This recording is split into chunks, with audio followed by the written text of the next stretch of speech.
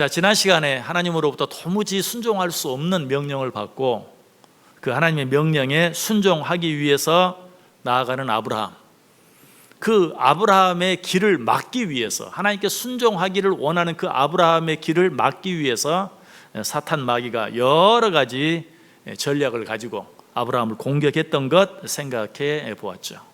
그런데 아브라함은 그 모든 사탄의 공격을 물리치고 사탄과의 싸움에서 이겼습니까? 졌습니까? 이겼어요. 여러분, 사탄이 아브라함을 무너뜨리기 위해서 쓴 전략이 어떤 전략이라고 그랬어요? 초전박살의 전략.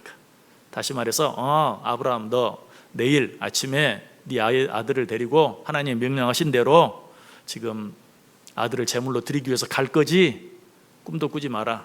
내가 네 안에 사례를 일찌감치 일어나게 해서 네 가는 길을, 네 바지가랑이를 잡고 절대로 못 가게 만들고야 말 것이다. 출발도 못 할 것이다. 그런 아브라함은 어때요? 그런 아브라함의 사탄 마귀의 작전을 알고 그보다 더 일찍 아내가 일어나기도 전에 일어나서 아들을 데리고, 종들을 데리고 또 뗄감으로 쓸 나무를 가지고 모리아산을 향해서 나아감으로 말미암아 사탄 마귀는 초전박살의 전략을 세웠지만 아브라함은 어떤 전략? 선제 공격의 전략을 가지고 사탄 마귀와 싸움으로 그 전략을 이겼다. 사탄 마귀의 공격을 물리쳤다 하는 것 생각해 보았어요. 자, 그런데 이것을 통해서 우리가 얻은 교훈은 무엇이었어요? 어떤 일을 하려고 할 때 머뭇거리지 말고 미루지 말고 하나님이 말씀하시면 즉시 그 자리에서 시작하는 것이 중요하다라고 말씀을 드렸습니다. 자, 그런데 또 한 가지 선제 공격에 가장 좋은 모범이 있다고 그랬죠. 그건 뭐라 그랬습니까? 맞서 싸우는 것도 중요하지만 피할 수 있을 때는 피하는 것도 좋다. 우리가 하는 말 가운데 똥이 무서워서 피하냐, 더러워서 피하지 하는 말이 있는 것처럼 때때로 악한 사탄 마귀와도 싸워서 이기려고만 하지 말고 피할 수 있을 때는 피하는 것도 좋다. 왜? 싸우면 어때요? 나도 그 더러움이 묻게 돼요. 나에게도 피가 묻게 돼요. 때때로 피할 수 있으면 피할 수 있어야 된다. 또 솔직하게 말하면 악한 사탄 마귀와 직접 싸워서 이길 수 있는 힘이 우리에게 없어요. 그러므로 어쩔 때는 피하는 것이 상책일 때도 있다. 특별히 어떨 때 그렇게 해야 된다? 성경이 몇 가지 예를 들어서 이야기하고 있죠. 음행을 피하라, 변론을 피하라, 다툼을 피하라, 우상 숭배를 피하라. 이런 것들은 뭐 싸우려고 하는 것보다는 아예 처음부터 피하는 것이 좋다. 여러분, 손자병법보다 어때요? 싸워서 이기는 것도 좋지만 싸우지 않고 이기는 것은 더 좋다라고 말하고 있어요. 그래서 시편 1편 기자는 시편을 시작하면서 1편 1절에서 뭐라고 말합니까? 복 있는 사람은 악인들의 꾀를 따르지 아니하며 죄인들의 길에 서지 아니하며 오만한 자들의 자리에 앉지 아니한다. 악인들과 싸우는 것도 아니, 죄인들과 싸우는 것도 아니, 오만한 자들과 싸우는 것도 아니, 그냥 그들을 피함으로, 그런 자리를 피함으로 말미암아 복 있는 자가 된다라고 말하고 있는 것을 보아요. 그러므로 사탄 마귀의 유혹, 사탄 마귀의 시험을 이기는 그런 최선의 방법, 어쩔 때는 최선의 선제 공격이 싸워 이기는 것이 아니라 피하는 것일 때도 있다는 사실이에요. 자, 이것이 우리가 지난 시간에 생각했던 내용이고요. 그런데 이것이 사탄 마귀와 싸워서 이길 수 있는 방법의 전부인가? 아니, 이것 외에도 몇 가지 더 중요한 것들이 있어요. 자, 그 중에 한 가지가 무엇인가? 사탄 마귀와 싸워서 이기기 위해서는 사탄의 공격 목표가 무엇인지를 알아야 돼요. 물론 사탄의 공격 목표도 여러 가지가 있죠. 그런데 그 가운데 첫 번째, 가장 중요한 것, 그것은 우리의 기도를 방해하는 거예요. 우리의 기도를 방해하는 것, 그것이 사탄의 공격 목표 첫 번째. 어쩔 때는 긴급하고 바쁜 일로 말미암아서, 어쩔 때는 정반대로 너무 즐겁고 좋은 일로 말미암아서 우리로 하여금 기도하지 못하게 만들어요. 어쩔 때는 또 감당하기 어려운 피곤함, 또는 어쩌면 육신의 어떤 연약함, 질병, 이런 것들로 말미암아서, 그리고 또 어쩔 때는 누군가를 시기하고 질투하고 미워하는 마음, 이 미워하는 마음이 우리의 기도를 막는 가장 중요한 그런 이유 가운데 하나예요. 여러분, 그래서 성경에도 보면 부부간에 이야기하면서 내 아내를 귀하게 여기라 라고 말하면 그 이유가 뭐라고 말합니까? 너희 기도가 막히지 않게 하기 위해서. 누군가를 미워하는 마음처럼 우리의 기도를 막아버리는 것이 없어요. 그래서 우리는 사탄의 공격 목표 첫 번째가 우리의 기도를 막는 것, 우리의 기도를 방해하는 것이라는 사실을 깨닫고 어떤 방법으로든지 우리 기도가 막히지 않게 하는 것, 그것이 사탄과 싸워서 이길 수 있는 선제 공격의 가장 중요한 또 하나의 비결이다. 그래서 지난 시간에도 잠깐 말씀드렸죠. 기도에도 여러 가지가 있지만 특별히 아침 일찍 하루 일과를 시작하기 전에 이른 새벽에 하나님께 드리는 그 기도, 이거야말로 선제 공격의 가장 좋은 모범 가운데 하나다라고 말하고 있죠. 그런데 사탄이 우리로 하여금 그렇게 하도록 내버려 두지 않는다니까요. 우리가 하루의 첫 시간에 하나님 앞에 기도하는데 방해가 되는 가장 중요한 이유가 뭡니까? 좀 더 자자, 좀 더 눕자 하는 그런 것이죠. 좀 더 자자, 좀 더 눕자 하다 보면 어때요? 일어나면 어때요? 바쁘죠? 허둥지둥 하게 돼요. 그러다 보면 그냥 생각지 않았던 불평이 내 입에서 튀어나오게 되고, 그러다 보면 일과를 시작하기 전에, 집에서 나가기도 전에 식구들하고 다투는 일도 생기고 마음이 상하는 일도 생기고, 하나님 앞에 기도하고 하나님께 오늘 하루를 맡기고 도움을 구하는 일은 생각지도 못하게 그냥 정신없이 하루를 시작해 버리게 되는 그런 일이 많아요. 자, 그럼 어때요? 벌써 사탄 마귀의 작전에 우리는 말려들고 마는 것이. 그러므로 제가 말씀드렸어요. 새벽 기도까지는 혹 못 온다 할지라도 하루의 첫 시간, 어떤 일들을 시작하기 전에 하나님과의 조용한 시간을 가질 수만 있다면 일단 사탄의 그 초전박살이라는 그 전략을 내가 먼저 선제 공격으로 이기고 들어가는 거예요. 시작이 반이다라는 말은 우리 신앙생활에도 그대로 적용되는 말이에요. 우리가 시작을 기도로 시작할 수만 있다면, 시작을 말씀으로 시작할 수만 있다면 그날 하루 반은 먹고 들어가는 거예요. 승리한 거나 다름이 없어요. 그러므로 여러분 꼭 한날의 삶을 시작하기 전에 기도로, 말씀으로, 하나님과의 단 5분이라도 조용한 시간을 가짐으로 여러분 할 수 있다면 우리 금주의 묵상을 잘 활용해서라도 정말 하나님과의 조용한 시간을 반드시 가져보세요. 그것이 우리가 이 사탄 마귀가 들끓는, 우리를 어떻게든지 무너뜨리려고 하는 악한 사탄 마귀의 싸움에서 지지 않고 승리할 수 있는 가장 좋은, 어쩌면 가장 힘들다고 생각할지 몰라요. 근데 저는 그렇게 생각하지 않아요. 그 방법이 가장 쉬운 방법이에요. 아침 일찍 하루의 첫 시간을 하나님께 드리지 않고 반드시 정한 시간에, 다른 어떤 시간에 시간을 정해서 기도하고 하나님과의 조용한 시간을 가지면서 사는 분들은 대단한 분들이, 저도 해봤는데 그건 참 어렵더라고요. 정말 어려워요. 제일 쉬운 게 하루의 첫 시간을 하나님께 드리는 방법이 그래도 제일 쉬운 방법이에요. 여러분들이 한번 꼭 생각해 보세요. 사탄 마귀의 초전박살의 전략을 이길 수 있는 가장 좋은 비결 한 가지는 우리들이 그 전략을 알고, 특별히 우리의 기도를 방해하려고 하는 그 사탄의 전략을 알고 먼저 선제 공격하는 것이 가장 중요하다. 그래서 예수님께서도 어떻게 하셨다? 예수님께서도 새벽 아직 동트기 전에, 해가 뜨기 전에 하나님 앞에 조용히 기도하는 시간을 가지셨던 것을 보게 돼요. 자, 그런데 또 한 가지 우리가 악한 사단 마귀의 공격들을 이겨내기 위해서 또 알아야 될 것이 무엇인가? 그것은 사탄이 언제 우리를 공격하는가 하는 것을 알아야 돼요. 사탄이 공격하는 공격의 때를 정확히 알아야 돼요. 자, 이것도 시험을 당하는 우리를 돕기 위해서 친히 시험을 당해주신 예수 그리스도께서 언제 시험을 당했는가, 언제 악한 사단 마귀가 예수님을 공격했는가 하는 것을 보면 금방 알 수 있어요. 언제 사탄 마귀가 예수님을 공격했습니까? 시험했습니까? 예수님이 공생애를 시작하시려고 할 때였어요. 예수님이 공생애를 시작하려고 할 때. 여러분, 사탄은 우리가 뭔가를 하려고 할 때 우리를 공격합니다. 아무것도 하려고 생각 안 하고 가만히 있으면 공격할 필요가 없어요.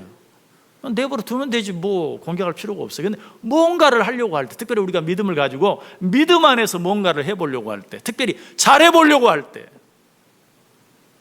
사탄은 바로 그때가 우리를 공격해야 할 때인 줄 알고 우리를 공격하는 거예요. 또 이런 말이 있죠. 까마귀 날자 배 떨어진다.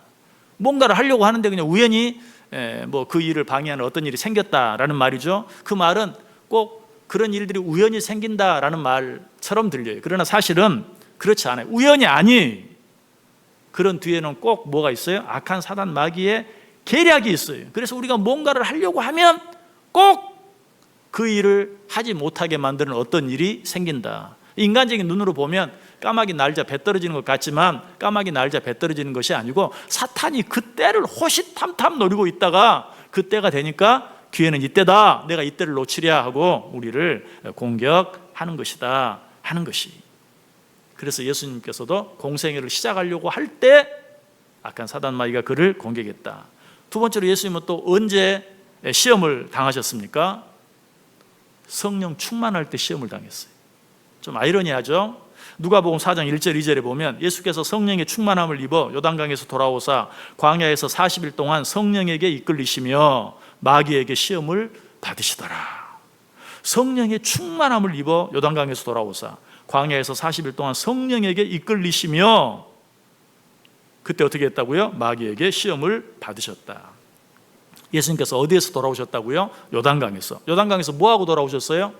세례 요한에게 세례받고 돌아오셨어요. 예수님이 세례 요한에게 세례받을 때 어떤 일이 일어났습니까? 누가복음 3장 21절 22절에 보면 백성이 다 세례를 받을새 예수도 세례를 받으시고 기도하실 때에 하늘이 열리며 성령이 비둘기 같은 형체로 그의 위에 강림하시더니 하늘로부터 소리가 나기를 너는 내 사랑하는 아들이라 내가 너를 기뻐하노라. 예수님이 세례 받을 때 얼마나 멋있는 일이 일어났는가. 하늘이 열리면서 성령이 비둘기 같은 형체로 예수님 위에 강림하시고 하늘로부터 소리가 있는데 어떤 소리가 있었어요? 너는 내 사랑하는 아들이요 내 기뻐하는 자라. 여러분 그 모습을 머리에 한번 그려보세요. 얼마나 아름다운, 얼마나 환상적인. 나도 한번 그런 일이 한번 있었으면 얼마나 좋을까. 하늘이 열리면서 성령이 비둘기처럼 내 위에 임하고 그리고 나서 하늘로부터 음성이 옵니다. 너는 내 사랑하는 아들이요 내 기뻐하는 자라. 정말 너무나 감격적인 그런 일을 막 경험하고 지금 돌아오셨어요. 그런데 그런 때에 그를 기다리고 있는 것은 무엇이었어요? 마귀의 시험이었다. 왜 사탄 마귀는 그런 때 꼭 우리를 공격할까요? 사탄 마귀가 가장 싫어하는 게 성령 충만이거든요. 사탄 마귀는 우리가 성령 충만하는 것을 원치 않아요.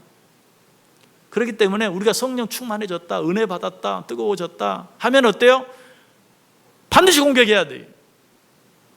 그래서 그런 성령 충만을 쏟아버리게 만들어야 돼요.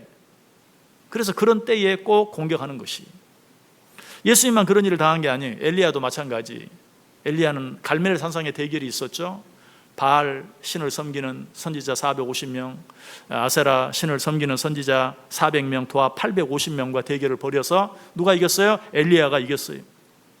의기양양해진 엘리야는 그냥 그 850명의 선지자를 다 데려다가 한꺼번에 한 바위 위에서 죽이고 말았어요. 정말 너무나 멋진, 누구도 감히 어떻게 할 수 없는 그런 승리였어요. 그런데 문제는 바로 그 다음이 일어나죠. 이 소식을 들은 누구? 아합 왕의 아내 이세벨이 엘리야가 그랬어? 바알 선지자들, 아세라 선지자들을 850명이나 죽였어. 내가 그들이 당한 것처럼 그의 손에 죽임을 당한 그들 가운데 한 사람처럼 내가 엘리야를 죽이고야 말겠다 하니까 어때요? 이때 사실 어떻게 해야 합니까? 엘리야는 나는 850명과 싸워 이겼다. 하나님께서 나와 함께 하심으로 850명과 싸워서 이겼다. 내가 무서워할 줄 아느냐 하고 싸워야 될 텐데 그 850명과의 싸움에서 승리한 그 승리감에 도취되어 있는 엘리야에게 이 이세벨이 한마디, 네가 죽인 그 사람 가운데 한 사람처럼 너도 되게 하고 말겠다 하니까 갑자기 두려움에 쌓여서 여러분이 잘 아는 노뎀나무 아래 내려가서 차라리 나를 죽여주옵소서 하는 그 엘리야의 가장 비참한 그런 상황 가운데 빠지고 마는 것을 보게 돼요. 한마디로 어때요? 850명과의 싸움에서 이기는 엄청난 승리 뒤에 악한 사단 마귀의 시험이 그에게 찾아왔고 여지없이 그 시험에 엘리야는 지고 말았다라는 것이. 여러분 이거 기억해야 돼요. 우리를 무너뜨리려는 시험이 언제 찾아온다고요? 승리 뒤에 찾아와요. 그것도 큰 승리 뒤에 찾아와요. 그리고 큰 역사 뒤에 찾아와요. 그리고 엄청난 은혜를 받은 뒤에 찾아와요. 그러므로 우리는 어떻게 해야 되겠어요? 그런 일이 우리 가운데 있을 때 우리는 준비해야 돼요. 사탄이 이때를 노리고 있겠구나. 사탄이 나를 공격하겠구나. 사탄 마귀가 나를 시험하겠구나. 기다리고 있다가 거기에 대해서 대응할 수 있어야 돼요. 자, 이런 사탄 마귀의 공격 앞에 여지없이 무너진 또 한 사람이 있죠. 사도 베드로잖아요. 예수님이 너는 나를 누구로 하느냐? 주는 그리스도시요 살아계신 하나님의 아들입니다. 네가 말 잘했다 라고 말하면서 예수님이 내가 너에게 천국 열쇠를 맡기겠다. 네가 땅에서 매면 하늘에서도 매이고 땅에서 불면 하늘에서도 불릴 것이다. 얼마나 멋진, 이 세상 그 누구도 받아보지 못했던. 그래서 가톨릭에서 교황을 베드로의 후예라고 말하는 거 아니에요. 베드로가 초대 교황, 예수님이 그를 초대 교황으로 세워준 것처럼 그렇게 생각하고 그렇게 말하잖아요. 그렇게 착각을 할 정도로 너무나 멋진 그런 칭찬이었어요. 그런데 그 뒤에 예수님께서 내가 너희를 위해 죽어야 돼 라고 말하니까 베드로가 뭐라고 말합니까? 그런 일은 없을 겁니다. 내가 그런 일이 없게 막을 것입니다. 그때 예수님이 입에서 뭐라고 말하죠? 사탄아, 내 뒤로 물러가라. 네가 사람의 일만 생각하고 하나님 일은 생각하지 않는구나. 방금 전까지만 해도 내가 천국 열쇠를 너에게 주겠다 라고 말했는데 몇 절 뒤에 뭐라고 말해요? 사탄아, 내 뒤로 물러가라. 엄청난 승리 뒤에, 엄청난 은혜 뒤에 이런 사탄의 공격이, 시험이 있었던 것을 보게 돼요. 자, 또 한 가지 생각나는 말이 있죠. 호사다마. 무슨 말이죠? 좋은 일 뒤에는 꼭 나쁜 일도 많이 따라오더라. 여러분, 그것도 우연이라고 생각하세요? 아니, 우연이 아니. 좋은 일이 생기면 사람들이 다 교만해지고 방심하고 그러다 보니까 실수하고 넘어지고 자빠지고. 호사다마라는 말이 우연히 그런 것이 아니고 사람들이 누구나 그런 좋은 일들을 만나면 방심이, 교만해져요. 결국 그것 때문에 넘어지는 것이 우연이 아니라는 것이. 여러분, 이런 것들은 우리들의 신앙생활 속에서도 금방 알 수 있어요. 여러분, 교회에서 예배드리면서 은혜를 받았을 때 한번 생각해 보세요. 은혜 받으면 그 은혜가 그냥 집에 갈 때까지 차고 넘치고 그 다음 날은 막 더 풍성해지고 그럽니까? 은혜 받고 교회의 문을 나서는데 그 순간부터 내 은혜를 뺏어가는 일들이 얼마나 많이 생기는지 몰라요. 내려가 주차장에 차 하나 빼려고 하는데 차가 딱 다른 성도의 차가 길을 딱 가로막고는 못 나가게 막고 있어요. 거기서부터 어때? 그냥 빡쳐 올라가지고 받은 은혜 다 쏟아 버리는 거죠. 또 거기까지는 잘 참고 차를 타고 나가는데 어때? 옆에 앉은 또 이제 또 아내가 또 뭔 또 쓸데없는 얘기를 해가지고 또 싸움을 하게 만들고 집에 들어가기 전에 또 받은 은혜를 다 쏟아버리고. 그래도 내가 은혜 받았으니까 참고 가야지. 잘 참고 집에 들어가면 어때요? 또 자식들이 기다리고 있다가 또 그냥 또 들이받아가지고 또 결국은 다 쏟아버리고 마는. 아니, 그때까지도 아니. 우리 좀 예배 끝나면 또 목장 예배도 있고 그런데 예배 은혜 받고 잘 내려가는데 또 누가 내 속을 긁어가지고 그냥 교회 문을 나서기도 전에 은혜를 다 쏟아버리게 만드는 그런 일도 있어요. 아니, 예배 드리고 교회 문 나선 후뿐만이 아니라 예배를 드리고 있는데도 그냥 앞에서 어떤 사람이 계속 세상에 저라도 저렇게 좋냐. 나 은혜를 받고 있는데 그 사람 때문에 은혜 못 받아. 그러고 있는데 또 그나마 또 잘 견디고 있는데 어떤 사람은 또 바로 옆에 앉고 그냥 핸드폰만 계속 쳐다보고 있는. 저 사람 차라리 집에 가서 하지 예배 드리러 왔나. 저 사람 때문에 은혜도 다 썼고. 그런데 또 갑자기 또 앞에서 뒤에서 전화벨이 꽝 또 거기다 또 전화 얼른 끄기라도 해야 되는데 전화까지 또 받고 있어요. 또 이러면 또 그런 일들은 은혜 또 다 쏟아버. 여러분, 우리가 은혜 받으면 사탄 마귀는 그걸 제일 잘하는 존재가 사탄 마귀예요. 어떻게 해서든지 그 은혜를 쏟아버리게 만드는 것, 그것이 사탄 마귀의 전략이다. 사도 바울이 이걸 잘 알았어요. 그래서 뭐라고 말합니까? 우리 너무나 잘 아는 말씀이지만 같이 한번 읽어보죠. 고린도전서 10장 12절 말씀. 고린도전서 10장 12절 같이 읽습니다. 그런즉 선줄로 생각하는 자는 넘어질까 조심하라. 아멘. 여러분, 어떤 일이 잘 된다고 느껴집니까? 그때가 바로 사탄이 공격할 수 있는 때예요. 내가 은혜 받았다고 생각이 되어집니까? 그때가 바로 사탄이 또 나를 넘어뜨리려고 달려드는 때예요. 선줄로 생각하는 그때가 가장 위험한 때인 줄 알고 넘어질까 조심할 수 있어야 돼요. 한 가지만 더. 예수님이 또 언제 시험을 받으셨습니까? 마태복음 4장에 보면 40일을 밤낮으로 금식하신 후에 줄이신지라. 시험하는 자가 예수께 나와서 이르되 내가 만일 하나님의 아들이거든 명하고 이 일 돌들로 떡덩이가 되게 하라. 언제? 40일 동안 금식하고 나서 배가 고플 때 사탄이 공격했어요. 사탄은 우리가 잘 되어주고 성공하고 승리하고 좋을 때, 은혜 받았을 때 그때도 공격하지만 영적으로든 정신적으로든 물질적으로든 내가 너무 약하고 힘들고 어려울 때 사탄은 또 바로 그때 우리를 공격해요. 왜? 약할 때 공격하는 거야. 너무 당연한 거죠. 여러분, 우리 몸 안에 병균도 언제 우리를 공격합니까? 우리 몸이 약해질 때, 면역력이 약해졌을 때, 체력이 약해졌을 때 우리를 공격하죠. 악한 사단 마귀가 또 그런 때를 놓치지 않아요. 육신적으로 너무 힘들고 어려울 때, 피곤할 때, 또 정신적으로 너무 힘들고 어려울 때, 외로울 때, 또 물질적으로 너무 힘들고 어려울 때, 가난할 때, 이때도 또 우리를 놓치지 않고 공격한다는 것이, 그러므로 우리가 힘들고 어려울 때도 또 사탄이 나를 노리고 있겠구나 하는 생각을 먼저 할 수 있어야 돼요. 여러분, 육신적으로 너무 피곤하고 힘들면 어때요? 이러다가 병들면 어떡하지? 잘못하면 아프겠다 생각하죠. 그래서 지혜로운 분 같으면 미리 가서 링거 하나라도 미리 맞고 그러죠? 영적으로도 그런 자세가 필요해요. 내가 너무 피곤해 있고 지쳐 있고 내 마음속에 원망 불평들이 가득 차 있고 하면 이때가 바로 사탄이 노리는 때이겠구나 생각하고 내가 하나님 앞에서 미리 준비하고 선제 공격도 할 수 있어야 된다라는 것이.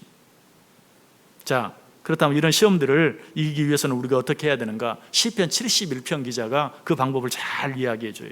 자, 먼저 시편 71편 12절 13절 말씀 우리 같이 한 목소리로 읽습니다. 하나님이여 나를 멀리하지 마소서. 나의 하나님이여 속히 나를 도우소서.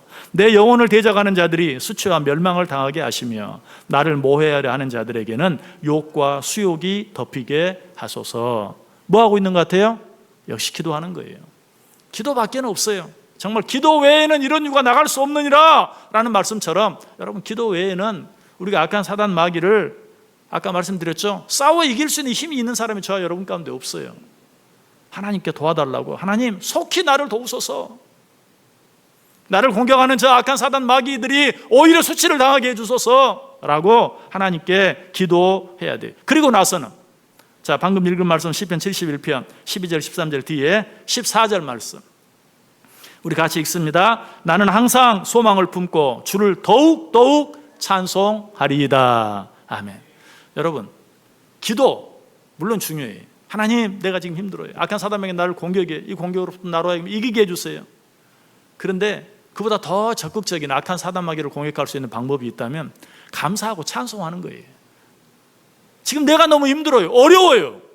그럼에도 불구하고 어때요? 감사하고 찬송하는. 여러분, 서양에서는 또 그런 말이 있죠. 웃는 얼굴에 침 못 뱉는다. 여러분, 악한 사단 마귀가 제일 상대하기 어려운 존재가 누구인가? 이래도 감사, 저래도 감사, 이래도 찬송, 저래도 찬송. 이런 사람은 사탄이 막 그냥 사탄과 싸워서 이기려고 하는 사람은요, 뭐 지식적으로나 힘으로나 사탄을 당할 방법이 없어요. 그냥 오히려 내가 힘쓰다가 사탄이 그냥 발 한 번만 걸어도 그냥 내 힘에 못 이겨서 넘어지고 말아요. 그런데 사탄이 누구를 제일 힘들어 하는가? 이래도 희죽, 저래도 희죽, 이래도 찬송, 저래도 찬송, 이래도 감사, 저래도 감사. 이런 사람은 사탄이 이겨내지를 못해요. 여러분 꼭 기억하세요. 그래서 시인도 하나님 나를 속히 건져주소서, 도와주소서. 그리고 나서 어때요? 곧바로 찬송하기 시작해요. 그리고 나서는 또 어떻게 합니까? 자, 그 다음 절 시편 71편 15절 16절 같이 읽습니다. 내가 측량할 수 없는 주의 공의와 구원을 내 입으로 종일 전하리이다. 내가 주 여호와의 능하신 행적을 가지고 오겠사오며 주의 공의만 전하겠나이다. 아멘. 이제는 하나님을 적극적으로 전하기까지 하는 거예요. 쉽게 얘기하면 뭐 전도하는 거죠. 말로만 하는 게 아니에요. 삶을 통해서, 삶 속에서 그 하나님을, 내 하나님은 살아계신 하나님이시다. 내 하나님이 나를 어떻게 도우시는지 보라. 내 하나님이 지금까지 나와 어떻게 하셨는지 보라. 전하는 거예요. 기도하고 찬송하고 한 걸음 더 나아가서 그 하나님을 자랑하고 전하고. 이렇게 하는 자들은 어때요? 정말 사탄이 감히 공격할 수가 없다. 이런 것들이야말로 사탄 마귀의 공격, 초전박살이라는 그런 전략을 가지고 달려드는 사탄 마귀를 가장 잘, 가장 쉽게, 가장 확실하게 이겨낼 수 있는 최선의 선제 공격들이다. 여러분, 예수님께서 언제 시험을 당하셨는지를 꼭 기억하세요. 언제 시험 당했다고요? 모든 일들이 잘 되어질 때, 큰 승리가 있을 때, 너무나도 영광스러운 그런 순간에, 아무런 문제가 없다고 느껴질 때, 가장 성령 충만할 때, 뿐만 아니라 육신적으로, 정신적으로, 물질적으로 힘들고 어려울 때, 여러분 이런 때들이 사탄이 우리를 공격하는 때예요. 자, 이런 때 우리가 어떻게? 먼저는 기도하고, 그리고 비록 내 눈에 보기에는 어떠하든지 하나님은 여전히 변함없는 내 하나님이신 걸 다시 한번 믿고 그 하나님께 감사하고 찬송함으로 보다 적극적으로 어떻게? 그 하나님이 내 하나님이신 모든 사람에게 전하고 전파하고 자랑함으로 악한 사단 마귀들이 내 앞에서 정말 무릎 꿇고 항복하고 물러가는 그런 놀라운 승리자들이 다 될 수 있기를 주님의 이름으로 간절히 축복합니다.